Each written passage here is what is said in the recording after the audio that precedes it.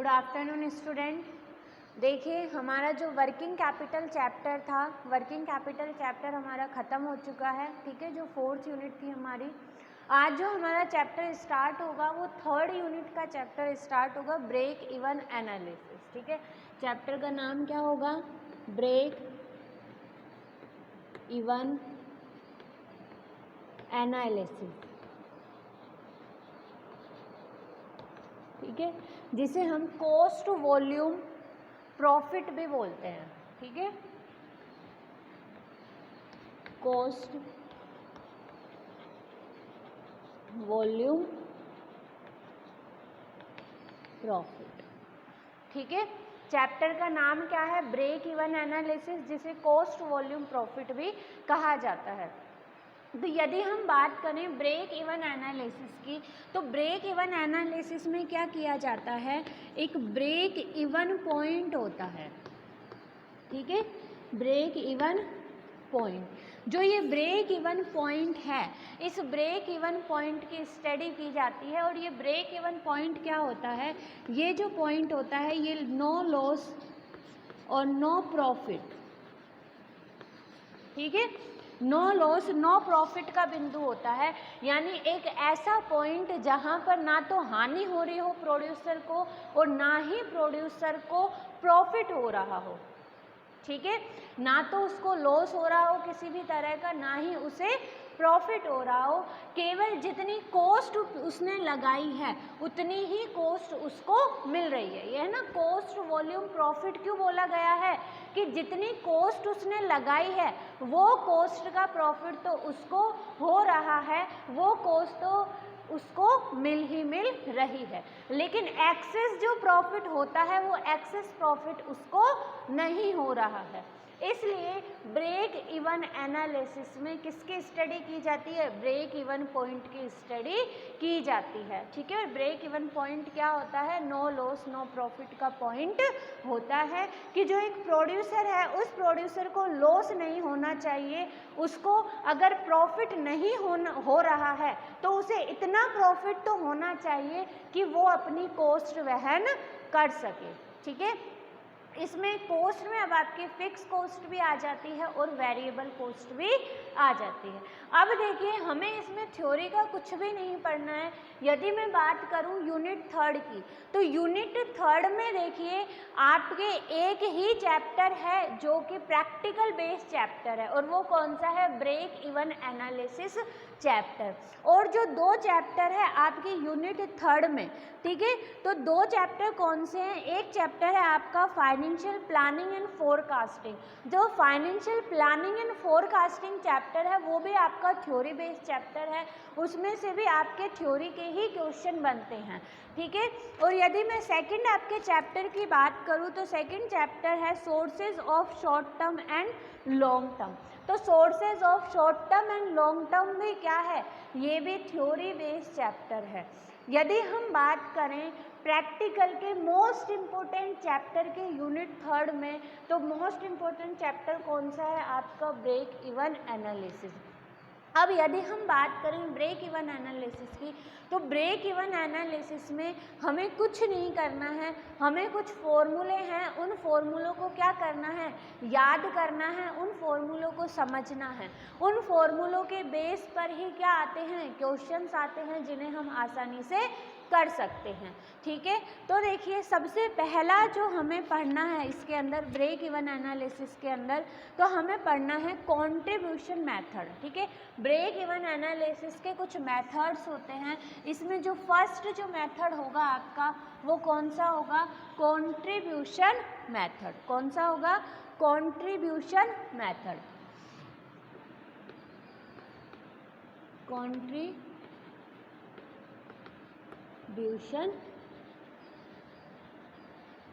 Method. ठीक है, अंशदान विधि।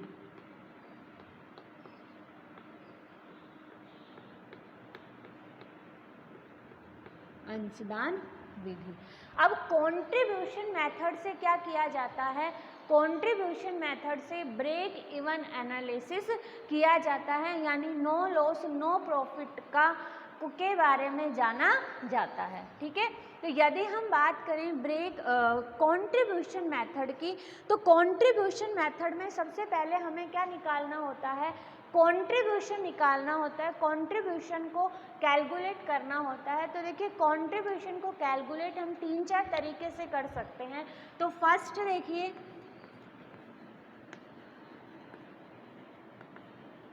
कंट्रीब्यूशन को हम कैसे कैलकुलेट करेंगे, यदि हम सेल्स में से वेरिएबल कॉस्ट लेस कर देते हैं तो भी हमारा क्या आ जाएगा, कंट्रीब्यूशन, सेल्स माइनस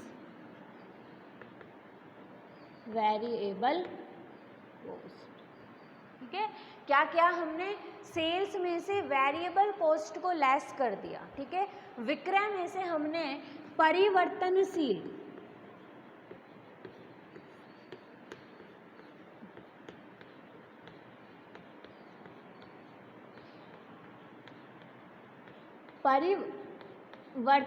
लागत को क्या कर दिया, लेस कर दिया, तो हमारी क्या आ गई, हमारे पास कंट्रीब्यूशन आ गया। ठीक है, एक और मेथड है कंट्रीब्यूशन को कैलकुलेट करने का। तो देखिए सेकंड, कंट्रीब्यूशन कैसे कैलकुलेट होगा, यदि हम फिक्स कॉस्ट में प्रॉफिट ऐड कर देंगे तो हमारे पास क्या आ जाएगा, कंट्रीब्यूशन। ठीक है, फिक्स्ड कॉस्ट में क्या ऐड कर देंगे, प्रॉफिट। ठीक है, तो यदि हम स्थिर लागत में लाभ को शामिल कर देते हैं तो हमारे पास क्या आ जाएगा, कंट्रीब्यूशन आ जाएगा। ठीक है, सेकंड, हम इस तरीके से कंट्रीब्यूशन को क्या कर सकते हैं, कैलकुलेट कर सकते हैं। थर्ड, हम देखिए किस तरह से कंट्रीब्यूशन को कैलकुलेट कर सकते हैं। कंट्रीब्यूशन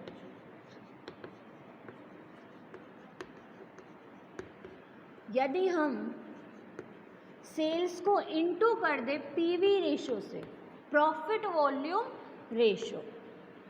अब ये पीवी रेशो क्या होता है ये भी मैं आपको बताऊंगी, लेकिन अभी हम क्या पढ़ रहे हैं, केवल कंट्रीब्यूशन के बारे में पढ़ रहे हैं कि यदि हम सेल्स में से वेरिएबल कॉस्ट को लेस कर देते हैं तो हमारे पास क्या आ जाता है, कंट्रीब्यूशन आ जाता है। यदि हम फिक्स कॉस्ट में प्रॉफिट ऐड कर देंगे तो भी हमारे पास कंट्रीब्यूशन आ जाएगा, और यदि सेल्स को इनटू कर देंगे हम पीवी रेशो से तो भी हमारे पास क्या आ जाएगा, कंट्रीब्यूशन आ जाएगा। और ये तीनों ही फॉर्मूले हमें याद करने हैं, क्योंकि यदि मैं बात करूं पीवी रेशो की, ठीक है, यदि अब देखो इसमें कैसे पूछेगा वो कि कंट्रीब्यूशन को कैलकुलेट कीजिए। अब बहुत सारे मेथड है, फिर आ जाएगा पीवी रेशो मेथड आ जाएगा, फिर वो पूछ सकता है कि फिक्स कॉस्ट कैसे कैलकुलेट की जाती है, फिर वो पूछ सकता है कि प्रॉफिट किस तरह से कैलकुलेट किया जा सकता है। तो सबसे पहले वो जो हम क्वेश्चन करेंगे वो कंट्रीब्यूशन से रिलेटेड क्वेश्चन करेंगे। अब कंट्रीब्यूशन जब वो बोलेगा तो हो सकता है आपको इंफॉर्मेशन में केवल फिक्स कॉस्ट गिवन हो और केवल प्रॉफिट गिवन हो, और आपने केवल एक ही फॉर्मूला याद किया कंट्रीब्यूशन का, सेल्स माइनस वेरिएबल कॉस्ट। तो क्या आप कंट्रीब्यूशन कैलकुलेट कर सकते हैं? आप नहीं कर सकते। मान लो फिक्स कॉस्ट भी नहीं है, प्रॉफिट भी नहीं दिया हुआ, वेरिएबल कॉस्ट भी नहीं दी हुई, आपको केवल दे दिया सेल्स और पीवी रेशियो दे दिया, आपको ये फॉर्मूला याद नहीं है, आपने केवल एक ही फॉर्मूला याद किया, तो क्या आप कंट्रीब्यूशन को कैलकुलेट कर सकते हैं? आप कंट्रीब्यूशन को कैलकुलेट नहीं कर सकते। तो कंट्रीब्यूशन के 3 फॉर्मूले होते हैं। यदि मैं बात करूं ब्रेक इवन एनालिसिस की, तो ब्रेक इवन एनालिसिस में केवल और केवल हमें क्या याद करने हैं? फॉर्मूले याद करने हैं। यदि हमें फॉर्मूले याद हो जाते हैं तो कंट्रीब्यूशन से रिलेटेड जितने भी क्वेश्चंस होंगे वो क्वेश्चंस हम कर सकते हैं। अब देखिए हम थोड़ा सा इसको समझ लेते हैं कि भाई सेल्स माइनस वेरिएबल कॉस्ट किया। अब देखिए सेल्स, ठीक है, सेल्स में से हमने क्या लेस कर दिया? Variable cost, variable cost. तो देखिए क्या आ गया हमारे पास में? कंट्रीब्यूशन। क्या आ गया? कंट्रीब्यूशन। ठीक है, अब हम क्या करेंगे, इस कंट्रीब्यूशन में से लेस कर देंगे हम फिक्स्ड कॉस्ट। कंट्रीब्यूशन में से क्या लेस कर देंगे? Fixed cost, fixed cost. तो हमारे पास क्या आ जाएगा, प्रॉफिट। ठीक है, जब हमें प्रॉफिट कैलकुलेट करना है तो हम कंट्रीब्यूशन में फिक्स कॉस्ट लेस कर देंगे, और जब हमें कंट्रीब्यूशन कैलकुलेट करना है तो हम क्या करेंगे, फिक्स, देखो यहाँ पे कंट्रीब्यूशन में क्या लेस कर रहे हैं हम, फिक्स कॉस्ट लेस कर रहे हैं, तो हमारा प्रॉफिट आ रहा है। तो यदि हम फिक्स कॉस्ट में ऐड कर देंगे प्रॉफिट तो हमारा क्या आ जाएगा, कंट्रीब्यूशन हमारा आ जाएगा। ठीक है, मान लो आपका कंट्रीब्यूशन दिया हुआ है 3200 रुपये, ठीक है, उसमें से हमने लेस कर दिया फिक्स कॉस्ट, और फिक्स कॉस्ट आपको दी हुई है 2000 रुपये। ठीक है, तो हमारा प्रॉफिट कितना हो जाएगा, हमारा प्रॉफिट आ जाएगा 1200 रुपये।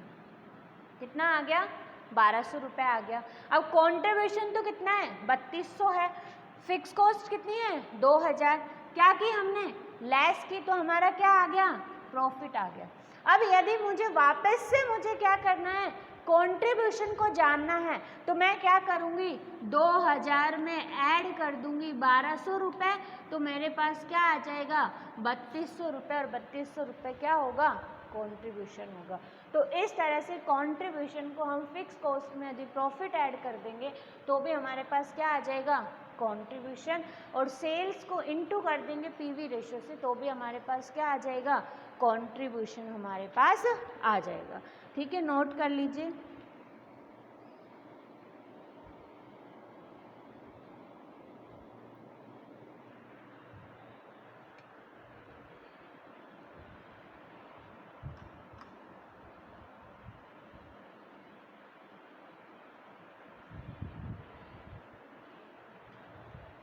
ठीक है, अब जो हमारा नेक्स्ट टॉपिक होगा, हमारा नेक्स्ट टॉपिक क्या हो गया होगा, पीवी वॉल्यूम रेशो या फिर पीवी रेशो।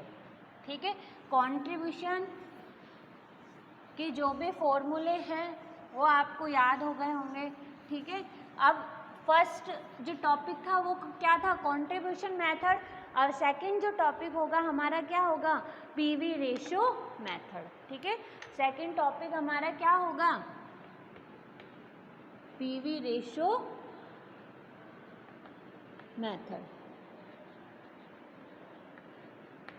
ठीक है, अब पीवी रेशो मेथड में हमें क्या करना है, पीवी रेशो को कैलकुलेट करना है। ठीक है, किसे कैलकुलेट करना है, हमें पीवी रेशो को, और पीवी रेशो क्या होता है, प्रॉफिट वॉल्यूम।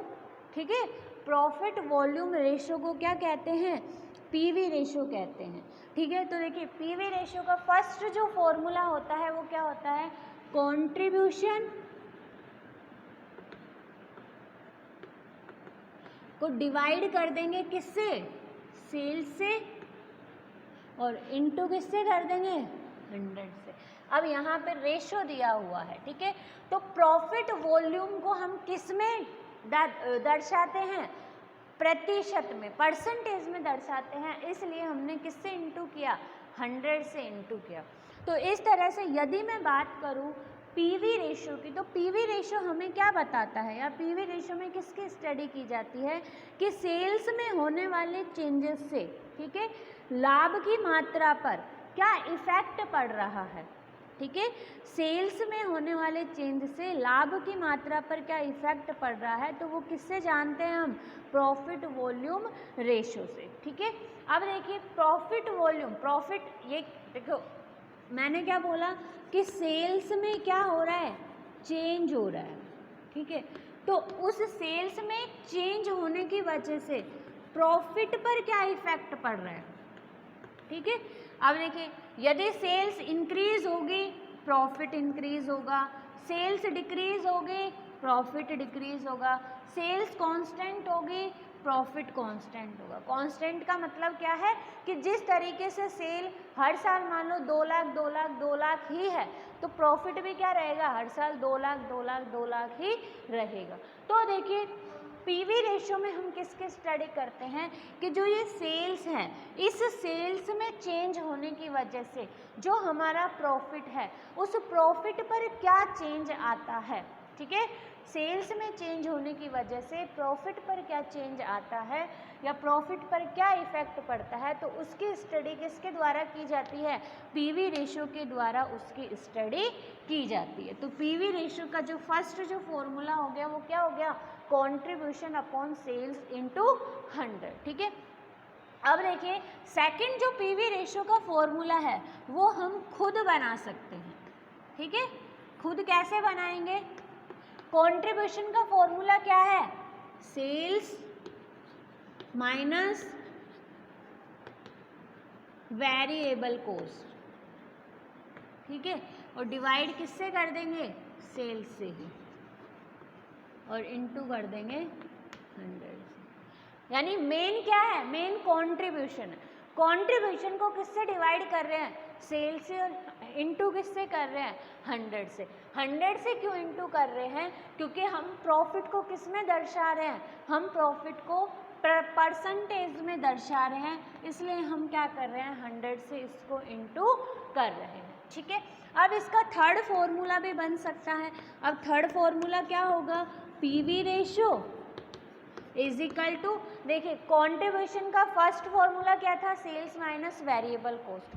कंट्रीब्यूशन का सेकंड फॉर्मूला क्या था, फिक्स्ड कॉस्ट प्लस प्रॉफिट, और डिवाइड कर रहे थे हम सेल्स से, और इनटू कर रहे थे हम 100 से। तो इस तरह भी हम लिख सकते हैं। ठीक है, अब एक और फॉर्मूला है पीवी रेशियो का।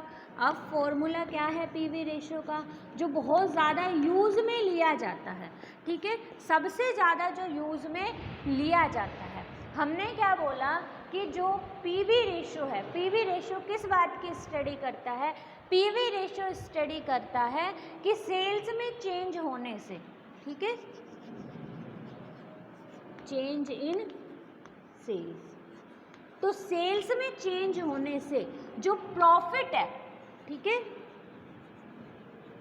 चेंज इन प्रॉफिट, उस प्रॉफिट में क्या चेंज हो रहा है, इसकी स्टडी किसके द्वारा की जाती है, पीवी रेशियो के द्वारा की जाती है। और सबसे ज़्यादा जो यूज़ में जो फॉर्मूला लिया जाता है वो कौन सा लिया जाता है, फोर्थ जो फॉर्मूला है पीवी रेशियो को कैलकुलेट करने के लिए ये सबसे ज़्यादा लिया जाता है। अब जो चेंज है, जो शब्द है, उस चेंज को हम किससे दर्शाते हैं, डेल्टा से दर्शाते हैं। तो हम इसको ऐसे भी लिख सकते हैं, डेल्टा प्रॉफिट,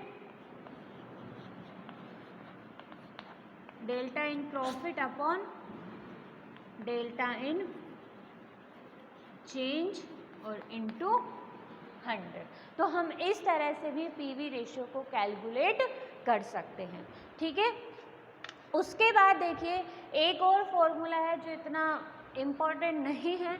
मेन जो इम्पोर्टेंट जो फॉर्मूले थे हमारे लिए वो यही थे, कंट्रीब्यूशन को सेल से डिवाइड करेंगे और इनटू किससे कर देंगे, 100 से। अब जो ये दो हमने फॉर्मूले बनाए, ये हमने किससे बनाए, कंट्रीब्यूशन से बनाए। मोस्ट इम्पोर्टेंट जो फॉर्मूला है वो क्या है, change in profit upon change in sales into 100, यानी delta in profit upon delta in sales आ जाएगा ना, डेल्टा इन सेल्स और इनटू किससे कर देंगे, 100 से। ठीक है, एक और फॉर्मूला है जो आप लिखना चाहो तो लिख लेना। ठीक है, अब वो फॉर्मूला क्या है, देखिए मान लो आपको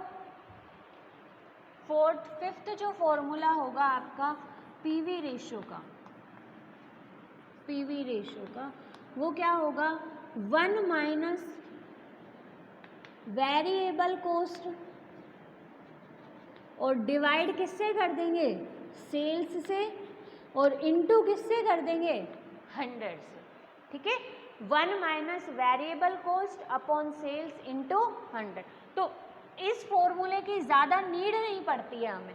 क्यों नहीं पड़ती, क्योंकि हमें यदि वेरिएबल कॉस्ट गिवन है और हमें सेल्स गिवन है तो हम उस फॉर्मूले को क्यों यूज़ करेंगे, हम यही फॉर्मूला यूज़ कर लेंगे ना, sales minus variable cost upon sales into 100। ठीक है, तो ये फॉर्मूले नोट कर लीजिए। बस हमें याद रखना है पीवी रेशियो का फॉर्मूला क्या है, कंट्रीब्यूशन अपॉन सेल्स इनटू 100। उसके बाद हमें ये दो फॉर्मूले हम बना लेंगे। उसके बाद क्या याद रखना है, change in profit upon change in sales. ये फॉर्मूला क्यों बना कि सेल्स में चेंज होने की वजह से हमें ये देखना पड़ता है कि प्रॉफिट पर कितना इफेक्ट पड़ा है। ये फॉर्मूला याद रखने की इतनी कोई नीड आपको है नहीं, तो ये नोट डाउन कर लीजिए।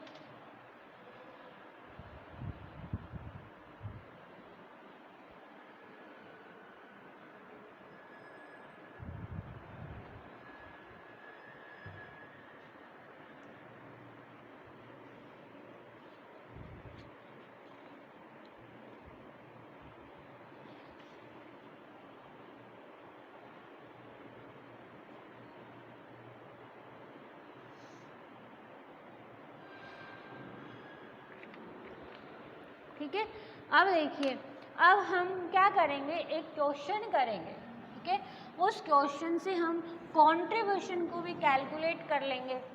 ठीक है, और साथ ही साथ हम जो पीवी रेशियो है उस पीवी रेशियो को भी क्या कर लेंगे, हम कैलकुलेट कर लेंगे। सबसे इजी चैप्टर पड़ता है यदि हम देखें तो इसको। ठीक है, तो क्वेश्चन लिखिएगा।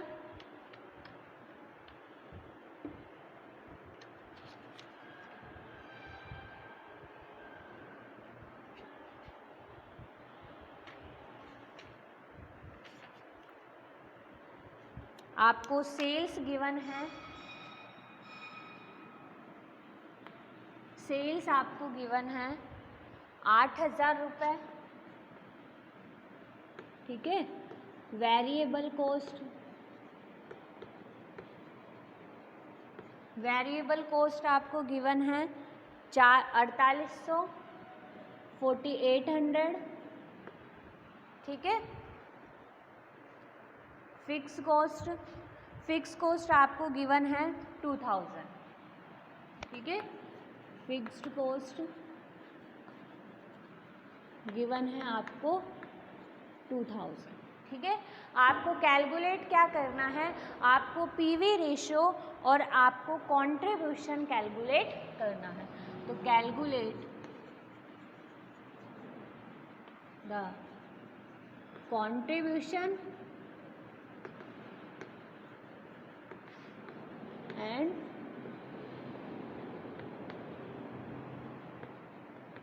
PV ratio. ठीक है, अब देखिए, अब हमें क्या क्या गिवन है, सेल्स हमें गिवन है, वेरिएबल कोस्ट, यानी हम सेल्स में से वेरिएबल कोस्ट को लेस कर देंगे तो हमारे पास क्या आ जाएगा, कंट्रीब्यूशन। तो हम इस तरह से कर सकते हैं, एक टेबल बना के हम कर सकते हैं कि सेल्स कितनी है हमारे पास, 8000 है।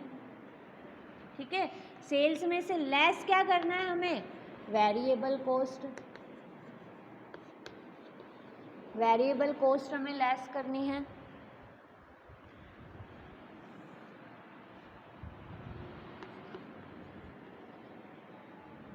ठीक है, और वेरिएबल कोस्ट कितनी है, 48,000। तो इस तरह से जब हम सेल्स में से वेरिएबल कोस्ट लेस कर देंगे क्या आ जाएगा हमारे पास, कंट्रीब्यूशन। कितना आ जाएगा कंट्रीब्यूशन, 3200। ठीक है, अब हमें क्या लेस करना है, हम फिक्स्ड कॉस्ट लेस कर देंगे तो हमारे पास प्रॉफिट आ जाएगा। तो अब हम लेस कर देंगे फिक्स्ड कॉस्ट, और फिक्स्ड कॉस्ट कितनी है हमारे पास, 2000। ठीक है, तो इस तरह से जो 1200 जो हमारे पास आएगा, 1200 क्या आ जाएगा हमारे पास, प्रॉफिट। ठीक है, तो कंट्रीब्यूशन तो हम कैलकुलेट कर चुके हैं, सेल्स माइनस में वेरिएबल कोस्ट, कंट्रीब्यूशन। एक और तरीका था कंट्रीब्यूशन को कैलकुलेट करने का, क्या था, अब कंट्रीब्यूशन को किससे दर्शाते हैं हम, सी से दर्शाते, तो आप सी भी लिख सकते हो। क्या था formula, fixed cost plus profit. ठीक है, तो यहाँ पर देखिए फिक्स्ड कॉस्ट कितनी है, 2000 है, तो यहाँ पर फिक्स्ड कॉस्ट आपकी आ जाएगी 2000। ठीक है, प्रॉफिट कितना है, प्रॉफिट है 1200, प्रॉफिट कितना है 1200। तो इस तरह से जो कंट्रीब्यूशन आएगा वो कितना आ जाएगा 3200 रुपीज़। ठीक है, आ गया समझ में। अब हमें सेकंड क्या कैलकुलेट करना है, सेकंड हमें पीवी रेशो कैलकुलेट करना है। ठीक है, तो सेकंड हम कैलकुलेट करेंगे पीवी रेशियो। ठीक है, अब पीवी रेशियो का फॉर्मूला क्या होगा, देखिए कंट्रीब्यूशन, ठीक है, कंट्रीब्यूशन अपॉन सेल्स और इनटू किससे कर देंगे 100 से। तो यहाँ पर देखिए कंट्रीब्यूशन कितना आया हमारा 3200, तो यहाँ पर आ जाएगा आपका कंट्रीब्यूशन 3200। सेल्स हमें गिवन है, सेल्स कितनी है 8000 है, तो यहाँ पर हमारी आ जाएगी सेल्स 8000 और इनटू किससे कर देंगे हम 100 से इनटू कर देंगे। तो इस तरह से जो हमारा पीवी रेशियो जो आएगा, हमारा पीवी रेशियो कितना आ जाएगा हमारा 40%। ठीक है, 40% क्या आ जाएगा हमारा पीवी रेशियो आ जाएगा। अब एक और तरीका है पीवी रेशियो को कैलकुलेट करने का, क्या तरीका है कि हम फिक्स कॉस्ट प्लस प्रॉफिट करें। ठीक है, फिक्स कॉस्ट को एफ से दर्शाते हैं, प्रॉफिट को पी से दर्शाते हैं। ठीक है, कंट्रीब्यूशन को सी से दर्शाते हैं, लिखवा दूंगी मैं आपको। उसके बाद डिवाइड हम किससे कर देंगे सेल्स से। सेल्स को आप केवल ग्रेटर एस भी लिख सकते हैं। ठीक है, और फिक्स कॉस्ट कितनी है आपकी 2000। ठीक है, प्रॉफिट कितना है 1200 और डिवाइड किससे कर रहे हो सेल्स से, सेल्स कितनी है 8000 इंटू 100। जब 2000 प्लस 1200 करोगे तो भी तो कितना आएगा 3200 आ जाएगा। तो इस तरह से जो पीवी रेशियो है कितना आ जाएगा 40% आ जाएगा। अब देखिए यदि हम बात करें इस वाले फॉर्मूले की, change in profit upon change in sales, change in sales into 100।